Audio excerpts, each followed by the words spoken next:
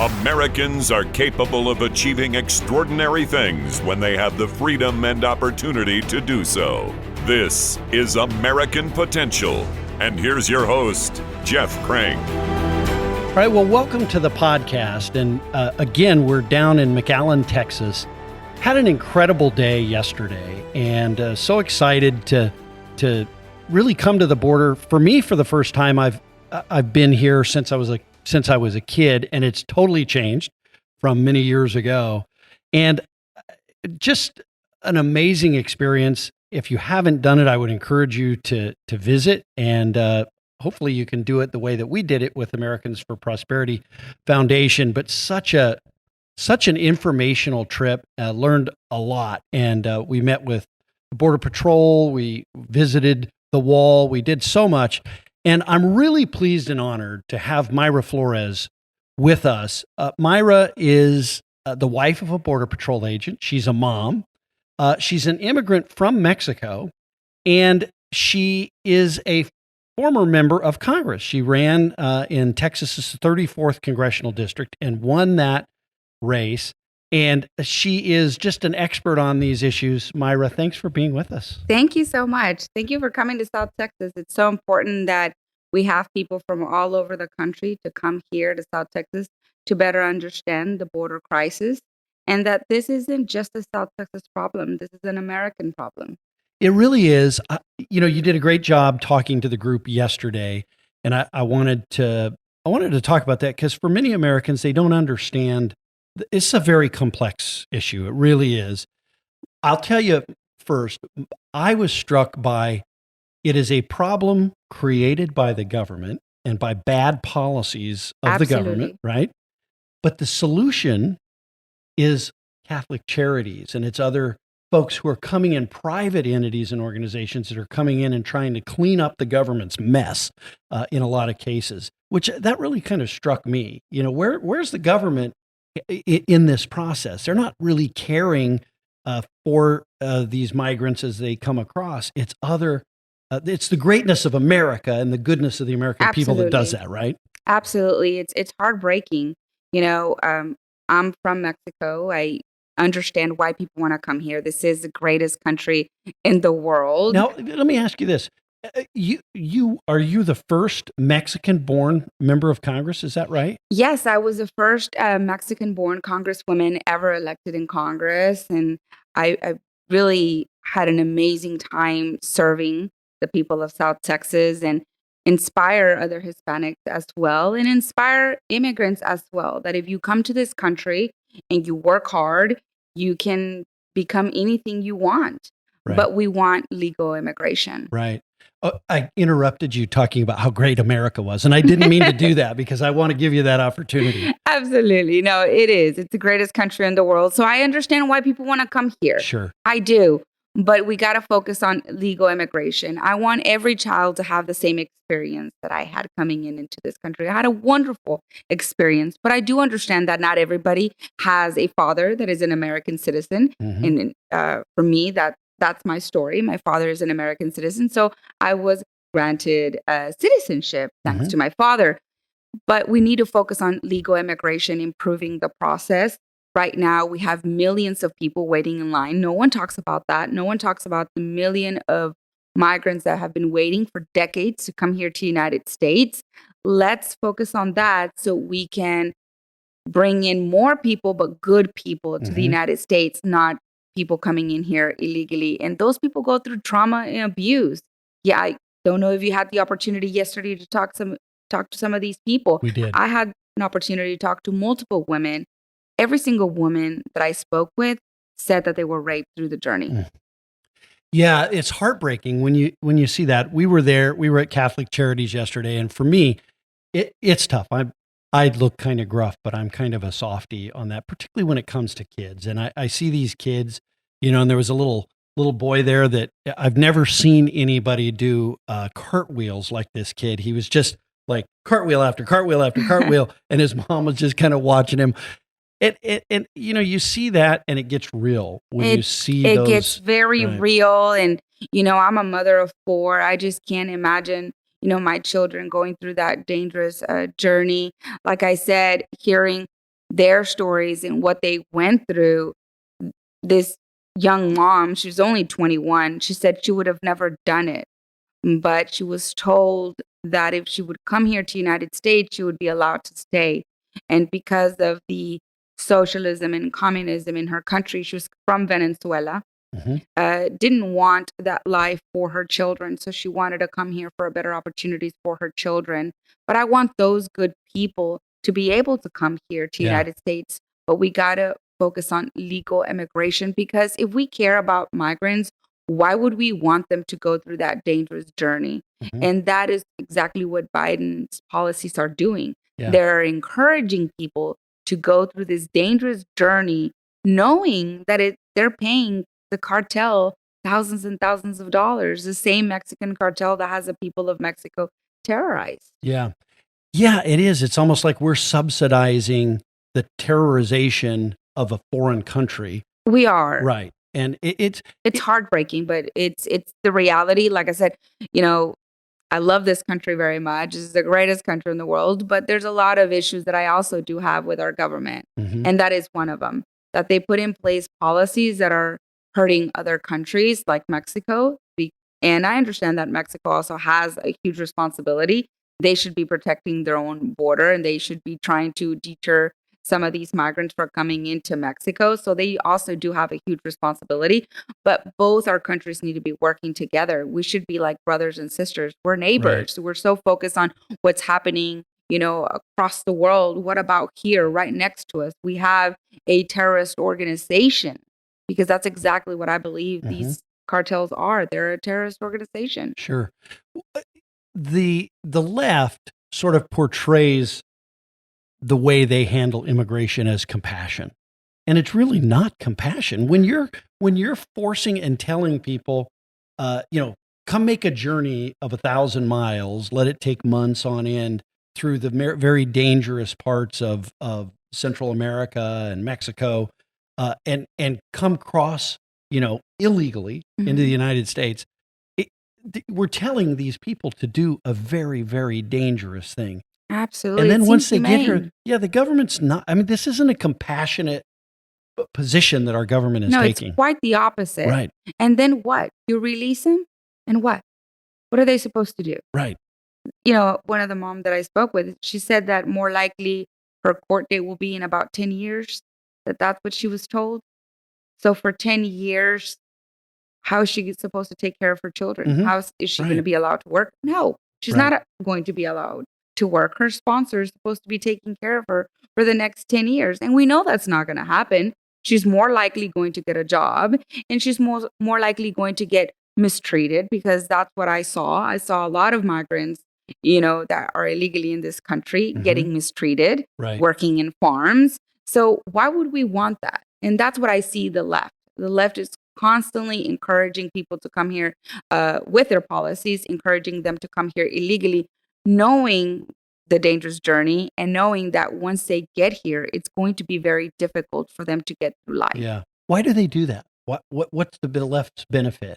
Is it voters or what? Why do they do it? I don't understand, because I see that they're politicizing, the border. They're playing politics with human beings, and they're putting the American people at risk, because there's very bad, horrible people taking advantage of these policies.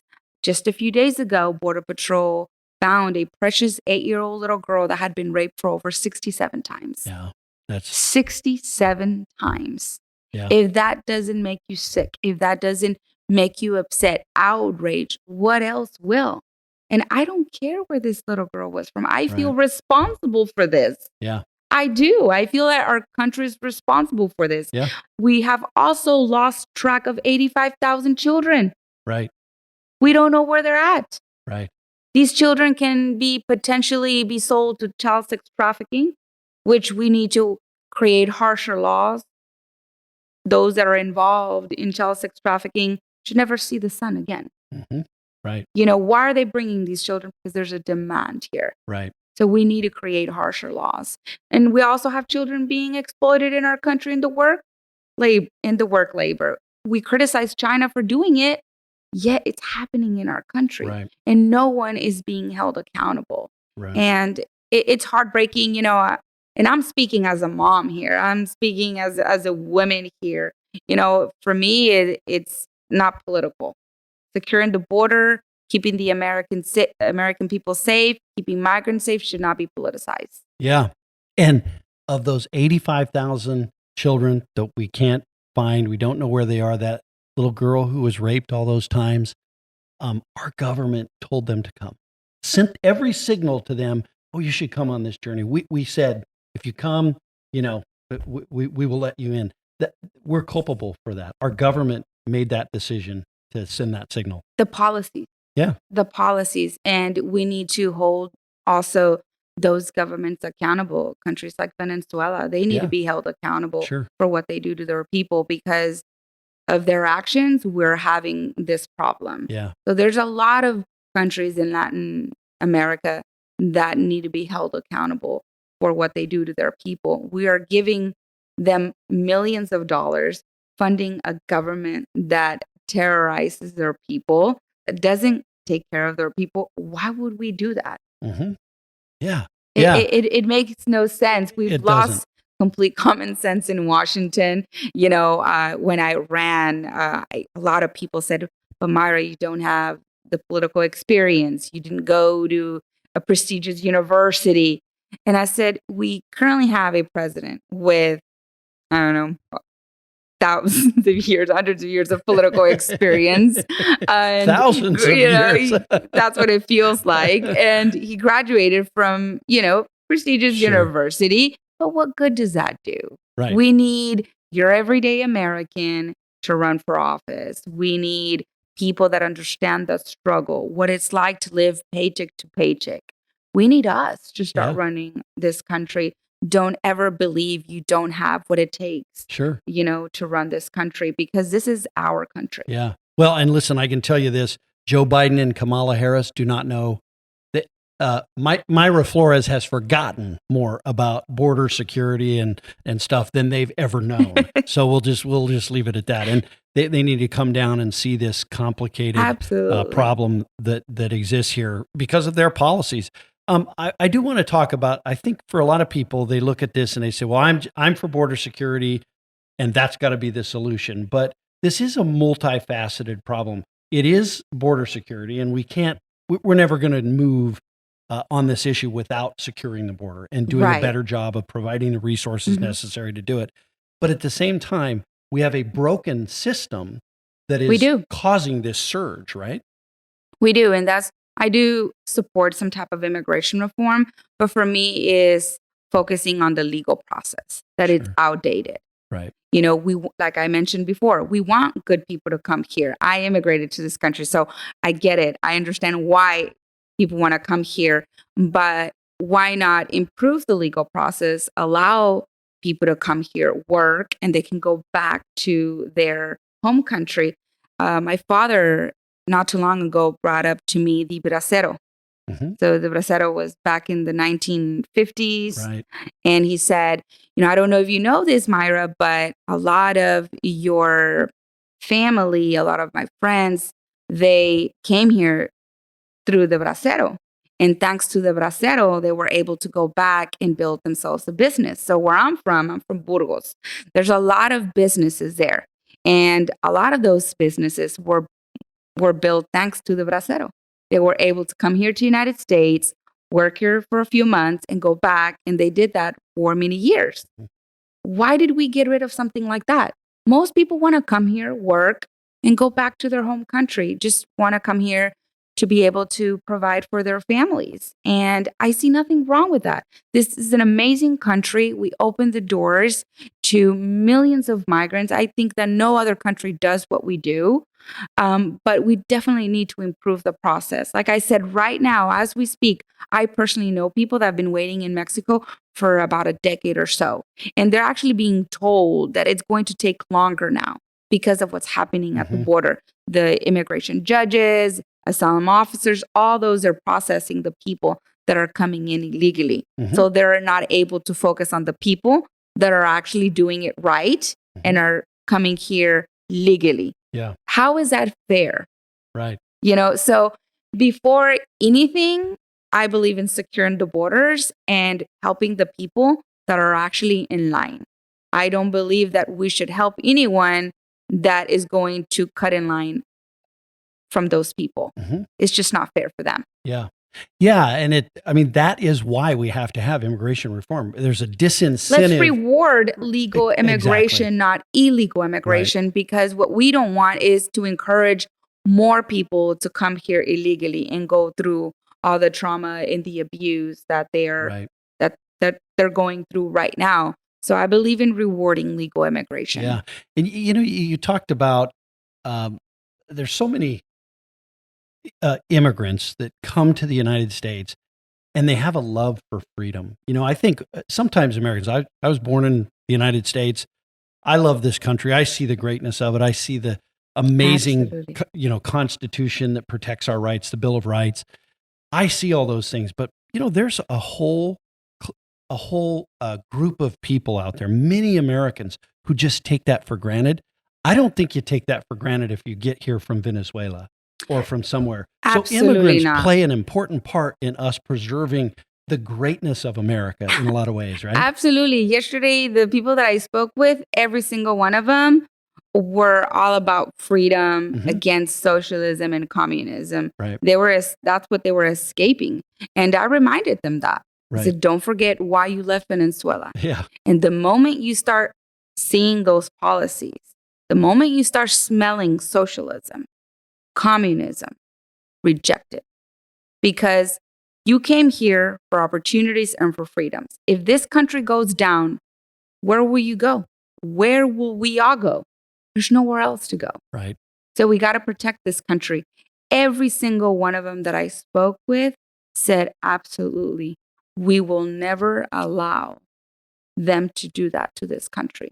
Because you're right, we have nowhere else to go.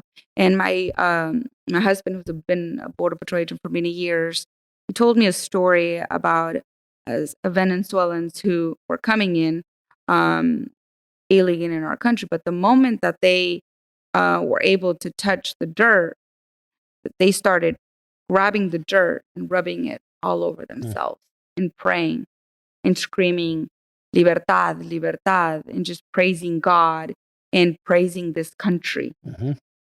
And he was like, I was in complete shock when I saw that. Yeah. And here we have, many Americans who are burning our flag, constantly disrespecting our country, disrespecting, the love that we have for this country.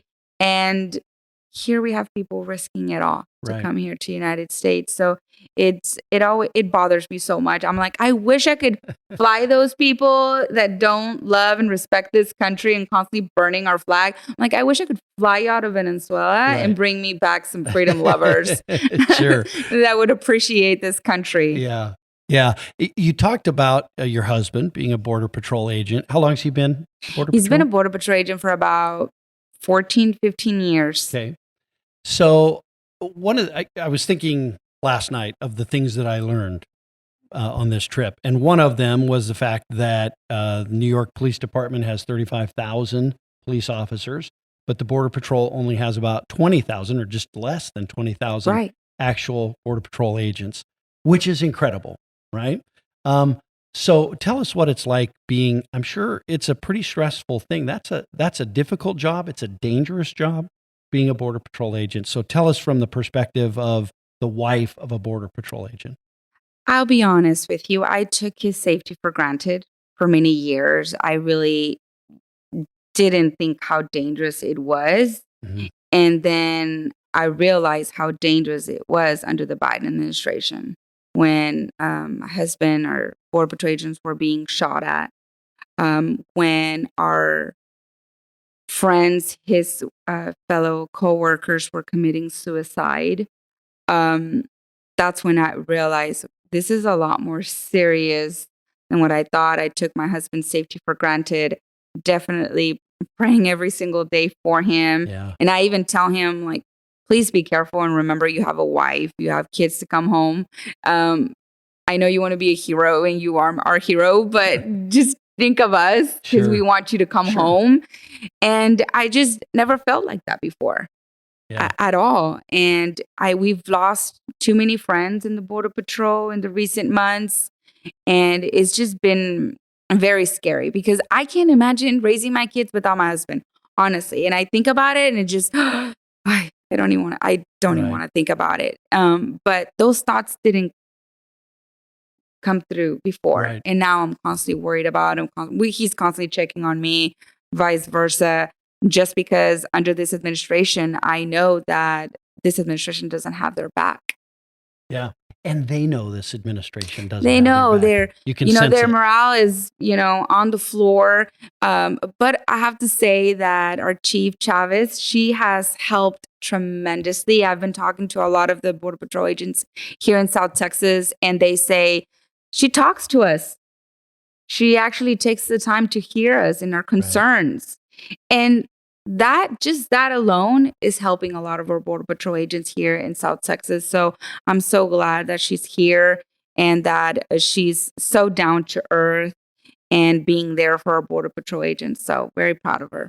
One of the things I was struck with yesterday, we went to the Border Patrol, got a briefing there, and they talked about how many times they'll be out on patrol.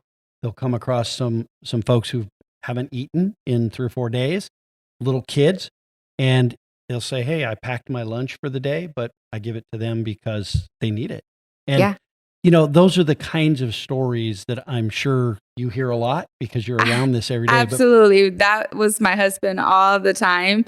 When he was on patrol, he was constantly taking his lunch, and then he'd say he hadn't eaten. I'm like, why haven't you eaten?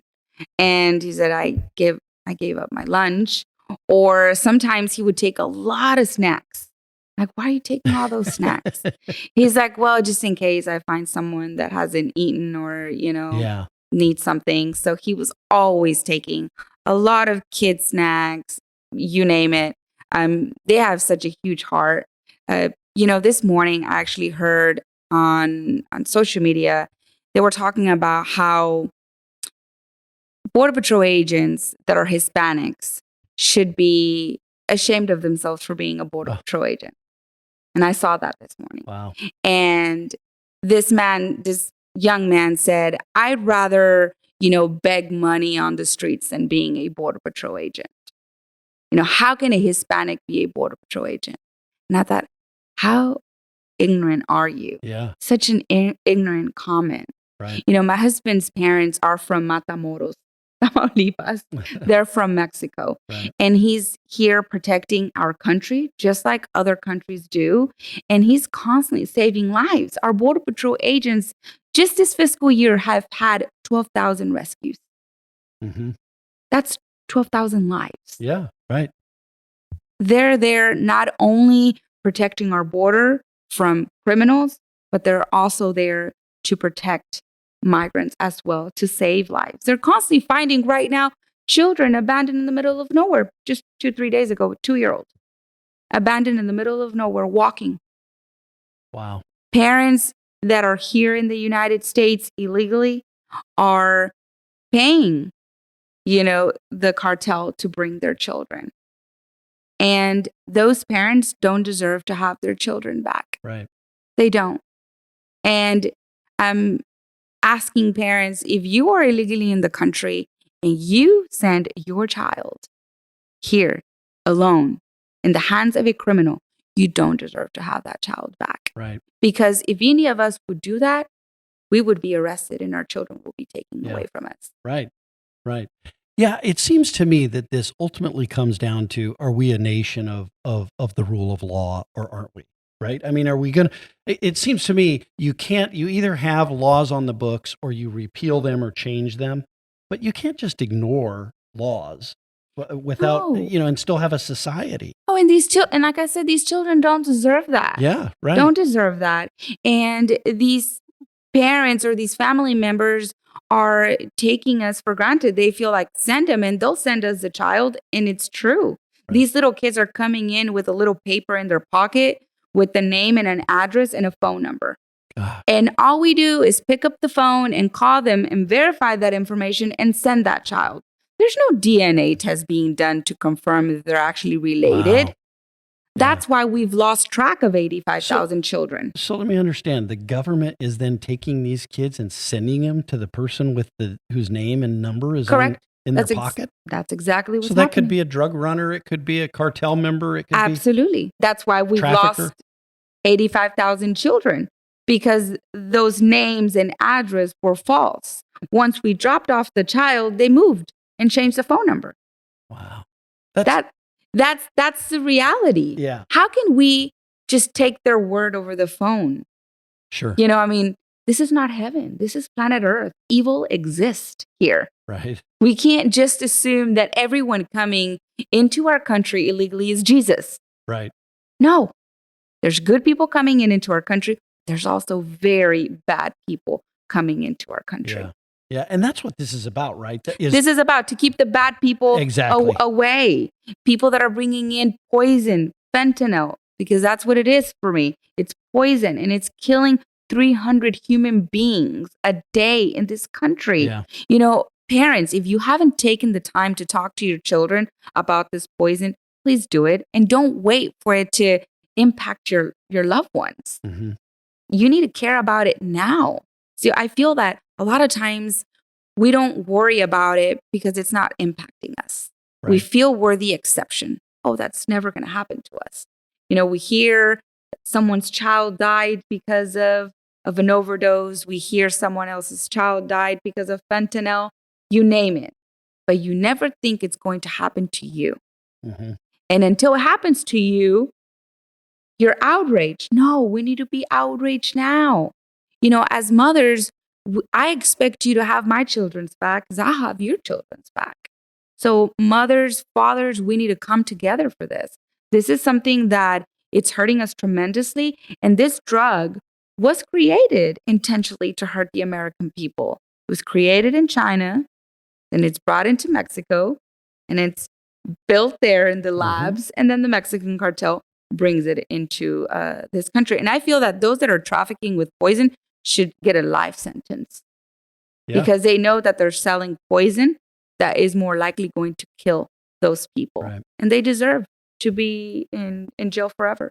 One of the things that I heard yesterday that really shocked me was the increase in the number of Chinese nationals coming through the border and that are apprehended at the border. I think I heard at 2,000 or so, or close to 2,000 this year already. Yes, we've had over 1,000% increase. Yeah. What? I mean, why do you think that is? Most of them, they said, are young males. Yes. That are being apprehended. Absolutely. I mean, what's your suspicion on that? Well, China is not our friend. Yeah. You know, and we've arrested multiple people that have criminal records and that have a terrorist, you know, that they're on the terrorist watch list. A lot of these Chinese have worked with the Chinese government and have some type of connection with the military as well. And they're still being released. And we're expecting them to come back to court. How ignorant are you to believe that? And I don't think that they believe that. You know, like I said, I just don't trust our own government. And it's sad that I'm saying that because I believe that our government is supposed to be there to protect us. But I feel that the real problem in our country is within. Mm-hmm. It's within our own government. We're worried about China. We're worried about Russia. I'm more worried about our own government because they're here and they're allowing all these things to happen, knowing that we can potentially have another 9/11. Did those people 9/11 think it was going to happen to them? No, they thought they were the exception. Sure. And we all think we're the exception and we're not. We shouldn't wait for another 9/11, and we're seeing the red flags. And the Border Patrol agents put out there, Homeland Security put out there that they've had over 1 million gotaways. 1 million gotaways. These are potentially the most dangerous individuals that don't care what your politics are, don't care what your religion is. They're here to hurt Americans. Right. And we wonder why there's a rise in crime in America's cities. And I mean, this is a direct contributor to it. It is. And it's so sad to see what's happening in California. California is such a beautiful state. I've been there a few times and just blown away by the weather, but and so many other things. And it's so sad to see that politics are destroying such a beautiful state. And Yeah. I don't think we should ever give up on these states. I think that no matter what, we should continue fighting in every state. And it's about the long vision, right? Where will we be by 2030? And if we don't like it, let's start working on it and making an improvement every election cycle. Yeah. One kind of final question, and then we'll wrap it up. But you live in this community. This is your community. There's, I live in Colorado, and there's some Hispanic migration into Colorado for sure. But this community is really affected by this issue, and having been here, you really see that. How does this impact your community, and how important is it for other Americans to come see that impact that this is having on your community? It's so important for people to come here to South Texas and see the reality of the border crisis.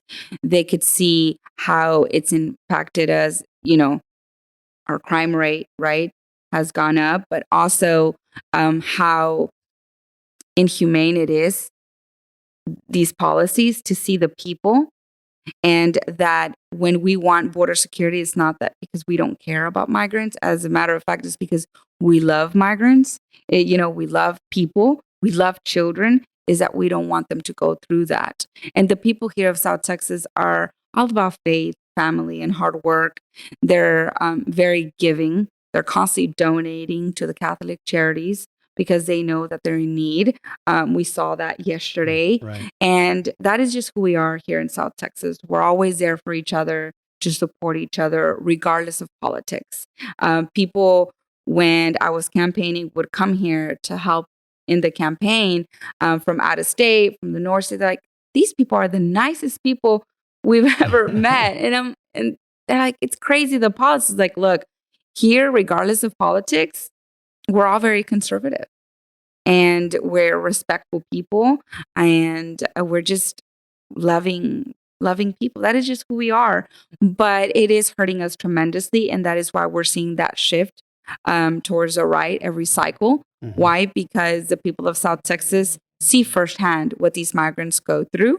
Also, they have families across the border that they can't visit because of the Mexican cartel. Right. So they know what the Mexican cartel is all about, and they don't want what they're afraid of to come here to United States. So right. we get to see both worlds, what the Mexican cartel is like, and we get to see what the migrants also go through this dangerous journey, and hear stories like, a child being raped, and seeing little girls. Yesterday, we saw a young girl pregnant there at the Catholic charities, who more likely was raped and got pregnant through the journey.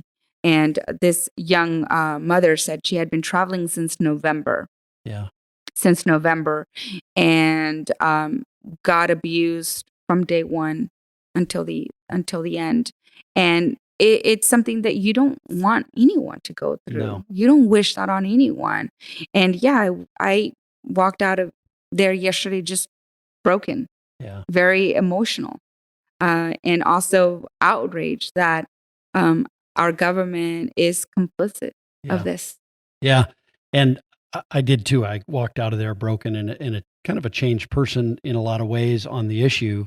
But I will say, I have no tolerance for politicians who can look at a situation like that young girl and then call themselves compassionate, because it's not compassion. That is not compassion. The policies that they're implementing are It's the evil. reason that it is evil. It's evil. Yeah. How can you do that? Yeah. And then lie and say that it's compassion when you know exactly it's not compassion. It's pure evil. Yeah, it is. Mayra Flores, thank you so Thank much. you. Thanks for all you're doing and the great work that you continue to do for our country is country. worth fighting for. It is. It is. It Absolutely. is. And it's so great to have you on the show today. Thanks Thank for you. joining Thank us. you so much. So listen, thanks for listening to this episode. And it's just been such an amazing journey down here. If you ever get a chance to come visit McAllen, Texas, come do that.